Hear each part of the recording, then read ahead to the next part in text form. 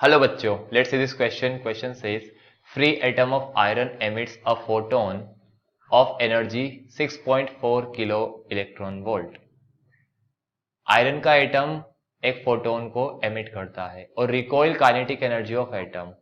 तो एटम की recoil kinetic energy क्या होगी? एटम और ये है फोटोन. फोटोन एमिट किया तो रिकॉइल काइनेटिक एनर्जी बताइए.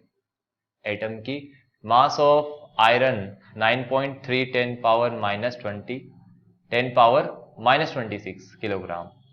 ए है 2.9 10 power minus 4, B 4.9 10 power minus 4, C 8.9 10 power minus 4 और डी है 3.9 10 पावर माइनस 4 इलेक्ट्रॉन वोल्ट. यहाँ पे key concept is momentum of photon. Momentum of photon का momentum. So the energy is given 6.4 kilo मतलब 10 power 3 in electron volt. अब electron volt को आप joule में कन्वर्ट कीजिए. तो ये इलेक्ट्रॉन वोल्ट में है, इसको 1.6 10 पावर माइनस 19 से मल्टीप्लाई करने पर यह जूल में हो जाएगा. Momentum of photon is E by C. Value of E 6.4 into 10 power 3 into 1.6 into 10 power minus 19 joule, right, upon speed of light.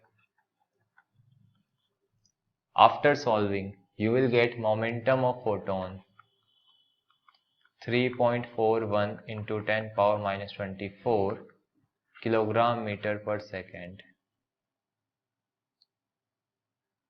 अब एटम पीछे हट रहा है तो जो मोमेंटम एटम का है वही मोमेंटम फोटोन का भी है. तो recoil kinetic energy of atom पीछे हट रहा है, उसकी रिकॉइल होने की काइनेटिक एनर्जी हो जाएगा p square by 2m, right. Momentum का स्क्वायर. एटम और फोटोन का मोमेंटम सेम है तो जो वैल्यू निकाली है आप वो रख दीजिए,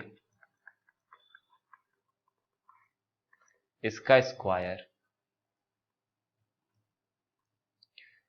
तो ये हो जाएगा kilogram metre square by second square upon 2 into 9.3 into 10 power minus 26 kilogram.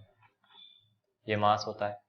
अब वैल्यूज रखेंगे, वैल्यूज रखने के बाद इसको आप सॉल्व करेंगे, राइट. सो आपकी जो काइनेटिक एनर्जी है वो आ जाएगी 0.6252 into 10 power minus 22 joule.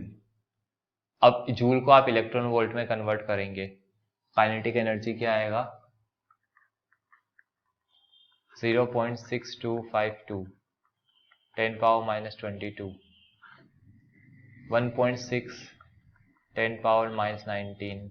This value is in electron volt. अब इसको आप सॉल्व करेंगे तो you will get 3.9 into 10 power minus 4 electron volt. This is your answer. I hope. अब ऑप्शन में देख लेते हैं. 3.9 to 10 power minus 4 option number D को मैच कर रहा है. This is your answer. I hope you understood the solution very well. Best of luck. Thank you.